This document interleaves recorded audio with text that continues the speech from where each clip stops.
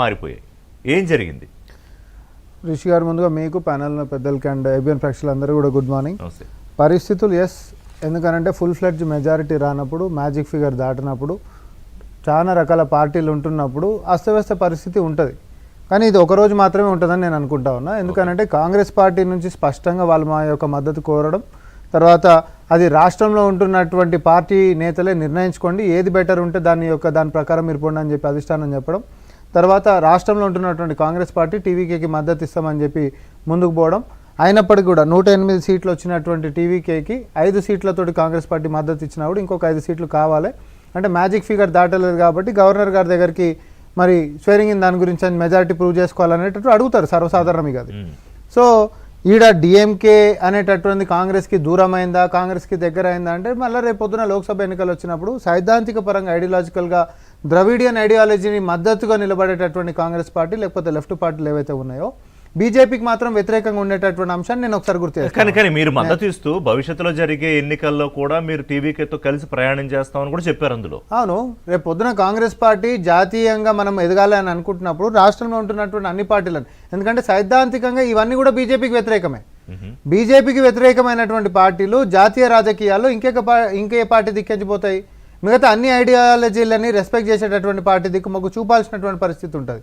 So ఈరోజు ఉంటున్నటువంటి కోపతాపాలు ఏవైతే ఉన్నాయో సుదీర్ఘకాలం నడిచినటువంటి ప్రయాణం మాది అనేటటువంటిది అంత తేలికపోయేటటువంటిది కాదు. ఇదేం ఇబ్బంది లేదు. డిఎంకే నుంచి వచ్చినటువంటి ఒక అఫీషియల్ స్టేట్మెంట్ కూడా ఇందాక పెద్దలు అన్నట్టుగా టీవీకే పార్టీ వారి యొక్క ప్రభుత్వ ఏర్పాటుకి మేమేదో రాజకీయాలు చేసి అడ్డం పడేటటువంటి లేదనే స్పష్టత వాళ్ళు ఇవ్వడం, ఈ డిఎంకే ఏడిఎంకే ఏఐడిఎంకే రెండు కూడా కలుస్తాయి అనేటటువంటి ఒక రూమర్స్కి ఫుల్ స్టాప్. ఇది ఇట్లా ఉంటే కానీ డిఎంకే అవకాశవాద రాజకీయాలు చేస్తోంది కాంగ్రెస్ అని కూడా అన్నారు. అసలు మీరు మద్దతు ఇచ్చిన తర్వాత అంటే మీరు డిచ్ చేశారన్న ఫీలింగ్ డిఎంకేకి వచ్చిందా రాలేదు?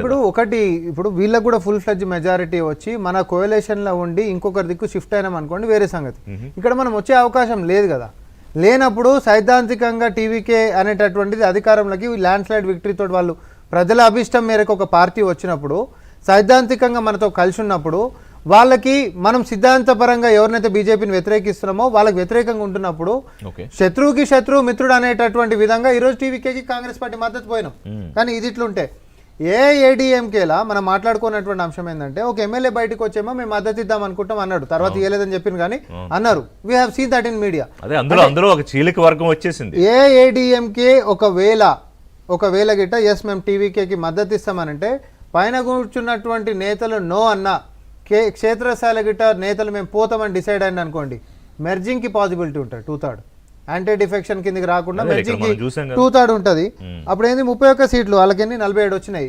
31 మంది గిట్ట మేము పోతాం ఏం కాదు మాకు ప్రాబ్లం లేదంటే అసలు వారు వన్ సైడ్ ఉంటుంది, ఇబ్బంది ఉండదు. కానీ అది కూడా అవుతుందా లేదా అనేటటువంటి మన ఊహాజనకం. అసలు వీటన్నిటికీ అవకాశం లేకుండా ఏడీఎంకే డిఎంకే కూటమి అనేది పాసిబులా ఇంపాసిబులా? ఇంపాసిబుల్. వాళ్ళకు కూడా మెజారిటీ లేదు కదా. ఉంది లేదు కాదు ఏడీఎంకే అనేది చెప్తాను మీకు, నెంబర్ చెప్తాను నేను.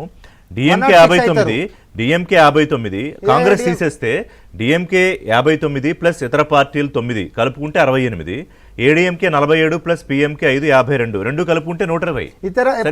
ఇతర పార్టీ సంగతే రాదు కదా. పిఎంకే ఉంది కదా. ఇప్పుడు నేను చెప్తా ఎవరైనా కూడా ఒక పొలిటికల్ అడ్వాంటేజ్ కోసం చూస్తారు రిషి గారు. మనం ఏం మాట్లాడతామంటే ఇప్పుడు మీరిద్దరు కలిసిపోతారు, బాగానే ఉంది, నా సంగతి ఏంది?